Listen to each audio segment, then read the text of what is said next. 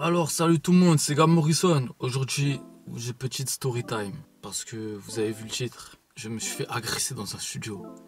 Attendez, avant de vous exciter, regardez bien jusqu'à la fin de la vidéo pour comprendre toute l'histoire. Parce que cette histoire, il y a un truc à comprendre à la fin, vous allez capter après. On va pas perdre trop de temps, je vous explique tout. Alors c'était il y a quelques semaines, quand je faisais une vidéo avec Tabichi, c'est-à-dire que on avait prévu de faire un petit tour dans Marseille, que ce soit au quartier, à la boutique Vrunk par exemple, et même à la gare Saint-Charles par exemple aussi, pour finir dans un studio. Tout se passait bien et tout, je vous explique le déroulé. Cette vidéo, on a commencé à la gare Saint-Charles pour ensuite se diriger à Bernabo, puis ensuite dans son quartier au Consolat.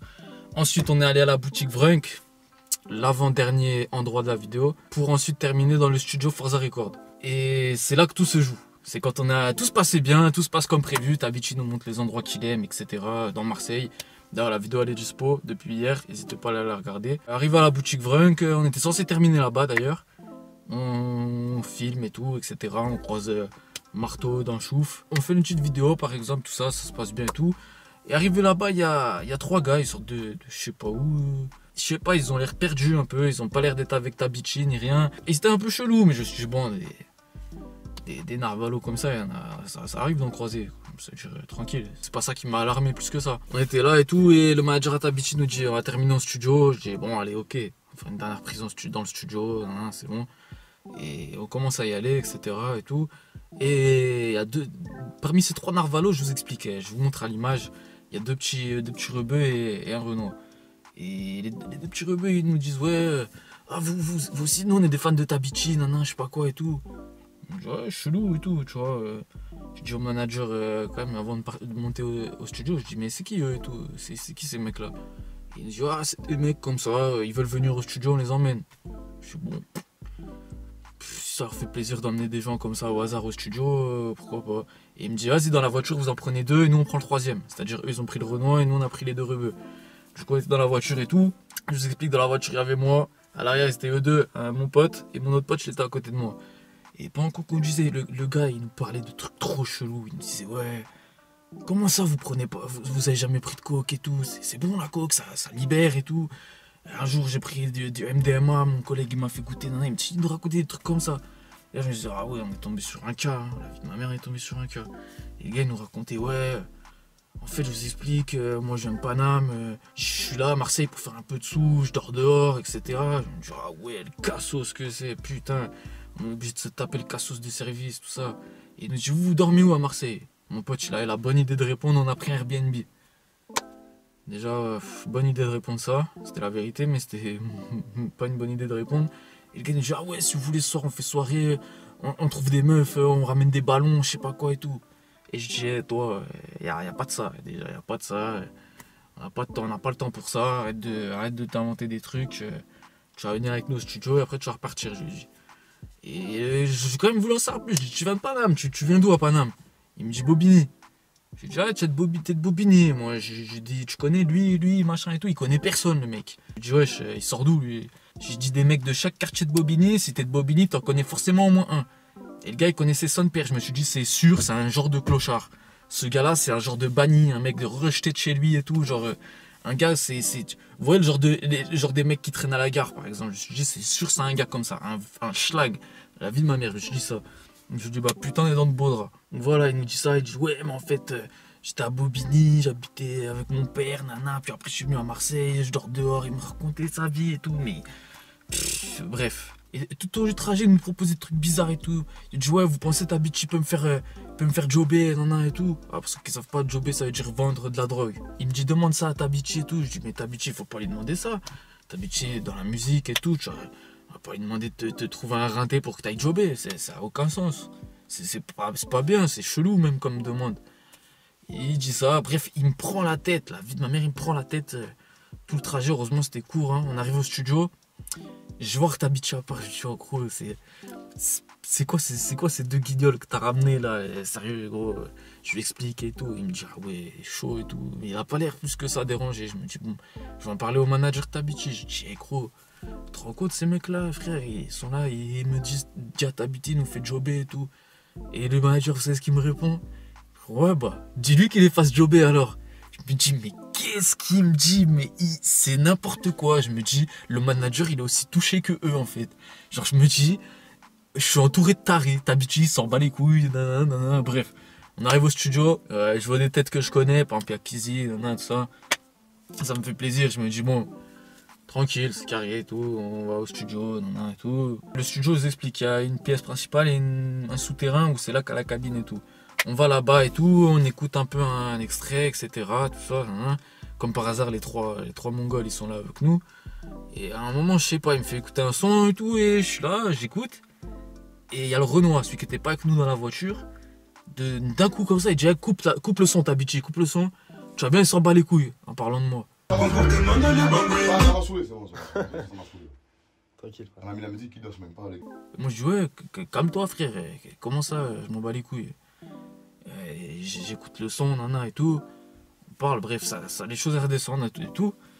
Et à un moment, je sais plus pourquoi ça parle et tout. Et le mec était avec nous dans la voiture, il nous dit, ouais, de toute façon, ça, on fait soirée avec eux dans leur Airbnb. Et moi, je dis, toi, ma bite, si tu viens, toi, crois pas que tu vas venir. Et là, son pote le Renault, il commence à s'exciter. Il fait, oh, tu veux quoi? Pourquoi tu parles mal? Pourquoi tu t'excites et tout? Je sens ça prend un cran. En plus, il me parlait de drogue dure, je sais pas quoi. Je me suis suré la machin dans le nez, excité comme il est. Bref, j'ai dit tranquille, y a rien. Il me dit comment ça, y a rien. Tu sais, on est où? On est à Marseille, je sais pas quoi. Il commence à me faire le gros. Il commence à m'énerver un peu. Et j'essaie quand même de désamorcer le truc. Je me dis, bon, ça se trouve, c'est des potes à Tabichi. Je vais pas m'embrouiller avec eux, et tout, etc. Et tout. Et à un moment, le Renoir, il était balèze un peu, faut le dire. Enfin, balèze, il était plus stock que moi. Il commence à faire. Tout le monde sort du studio. Et là, les ingés et Tabichi, ils sortent du studio comme ça, sans broncher, sans rien. Je me dis, oula, chelou un peu, tu vois, quand même, cette histoire. On n'est plus que 3 contre 3. Moi et les jumeaux, que vous avez sûrement vu sur TikTok. Salut, c'est nous les jumeaux. Loin de là, de leur manquer de respect, ils font 40 kilos à eux deux, c'est pas eux qui vont me défendre. Contre les 3 mecs qu'on a vus. Ça commence à se chauffer un peu, et tout. Ils commencent à me dire des trucs qui n'ont aucun sens. Genre, ouais, la marque Narende, là, vous voyez là, c'est ma marque, tu vas la porter à moi, et tout. Je dis, tranquille, donne-moi un t-shirt si tu veux, moi. Bah, pas de galère, je la mets la marque. En plus, j'aime bien Tabichi et tout, je vais porter sa marque et tout. Et des trucs qui n'ont aucun sens. Il me dit, tiens, prends ça, tu vas mettre ça pendant un mois, je sais pas quoi. Et après, je rigole et tout, en disant, ouais, vas-y si tu veux. Et pourquoi tu rigoles et tout, genre. Un coup bien, un coup énervé, un coup nanana. Aucun sens. La vie de ma mère, les comportements d'un drogué, les comportements d'un mec qui s'en met dans le nez. Vraiment. Là, j'ai compris. Je me suis dit, c'est sûr, gros, il a le nez rempli de machin. La vie de ma mère. Du coup, je me dis, ça sert à rien de les énerver déjà, tu vois, ça sert à rien et tout. Mais le gars, il s'excite pour rien. Je vois, il commence à dire, il y a quoi dans la sacoche? Je commence à quoi dans la sacoche, il commence à fouiller, à toucher et tout. Je dis, oh, je commence à me lever. Je dis, tu fais quoi là? Je touche pas ce qu'il y a dans la sacoche, je fais quoi Et pour ça, je cherche le tournevis que j'avais caché dans la sacoche. Malheureusement, enfin, vous allez comprendre, peut-être heureusement même, le tournevis était tout au fond et dans la. Parce que ma sacoche, elle est cassée, enfin, elle est transpercée. Genre, il y a une partie en dessous la sacoche. Genre, bref, c'est compliqué à comprendre. Le tournevis était tout en dessous. Fallait que je cherche le tournevis, je cherche. Et au moment où je commence à toucher le tournevis, je vois, il me prend la main comme ça. Il me dit, tu fais quoi? Il m'a dit, tu sors un couteau, quoi. Je dis, non, moi, je sors pas de couteau, et tout. Là, je me dis, c'est mort, je peux pas le repousser, on est dans un studio. En plus, ça se trouve, je sais pas qui c'est ces gens-là. Ça se trouve, c'est des potes à Tabichi et tout. Imagine, je me bats avec eux, Tabichi, il va me voir en bizarre. Imagine, je me bats avec eux, ça casse l'ordi du studio. Imagine, je me bats avec eux, je sais pas, bref. Dans ma tête, ça va vite et tout. Je me dis, la meilleure solution, c'est j'appelle Tabichi, il calme ses collègues direct, parce que Tabichi était juste en haut. Du coup, je me dis, vas-y, je l'appelle. Je t'avais Tabichi, oh, viens. Tabichi descend. Et Tabichi, ce gros bâtard, il me dit, c'était une caméra cachée. Et je tourne la tête, je vois la caméra, elle était même pas cachée, cousin. La caméra, elle était droit devant moi. J'ai dit, putain. Et je vous dis, la vie de ma mère, que quand vous prenez un prank, c'est trop bizarre cette sensation que le gars, t'as envie de lui niquer sa mère. Et 5 minutes, 2 secondes après, j'abuse, 2 secondes après, t'as envie de le prendre dans tes bras. La vie de ma mère, gros. C'est trop chelou comme sensation. Un coup. Genre, t'as la pression qui redescend, on va dire. C'était marrant.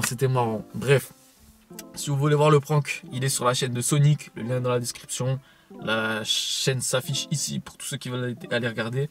Il a bien tourné un peu déjà. Je crois qu'il a 20 000 vues, un truc comme ça sur sa chaîne. C'est pas mal. C'est une équipe. Ils ont pranké Jaja et Gina. Ils ont pranké du monde et tout. Je vous dis, allez voir parce que je ne m'y attendais pas du tout. Je les connaissais pas. Ils sont Et ils sont rentrés dans le personnage. Ils étaient trop chauds, la vie de ma mère. Moi, vraiment, je croyais que c'était des drogués. La vie de ma mère, je croyais que c'était des drogués. Je croyais que c'était des clochards qui traînent à la gare et tout, qui dorment dehors, etc. Et ils sont trop bien rentrés dans le jeu. Bref, je vous ai raconté la petite histoire. Je me suis pas vraiment fait agresser dans le studio. C'était le titre. Il est aguicheur. Faut bien faire des vues de temps à autre. J'essaie de trouver un dicton qui va avec, mais j'en ai pas qui me vient en tête. Mais on va dire une fois n'est pas coutume. Voilà, une fois n'est pas coutume. Il n'y a pas eu d'agression dans le studio, c'était un prank. Moi-même, je vous ai pranké de la sorte à mettre un petit putaclic comme ça. Non, en fait, je voulais juste que ça clique. Je joue en poche, je suis complètement honnête. Enfin bref, je voulais quand même vous raconter cette petite anecdote parce qu'elle est intéressante, elle est marrante. Et ça m'a bien fait rigoler. Et quand j'y repense avec les jumeaux qui étaient là avec moi ce jour-là, on en rigole bien. C'était marrant quand même. Je souhaite à tout le monde qui regarde la vidéo de se faire pranker un jour ou l'autre. Parce que c'est une sensation grave chelou, c'est marrant. Je vous ai raconté la petite story. N'hésitez pas à aller voir le prank complet, comme je vous ai dit, il est dans la description. Sur ce, la vidéo avec Tabiti aussi, bien sûr, dispo sur ma chaîne déjà depuis hier. Allez tous voir, c'est carré dans l'axe. N'hésitez pas à mettre un petit like, un petit commentaire, un petit abonnement, etc. Le 2e million de vues est arrivé hier au moment où je tourne la vidéo. Sur la vidéo avec Hitch à Marseille, ça me fait énormément plaisir. C'est carré aussi. Sur ce, allez, bonne soirée à tous.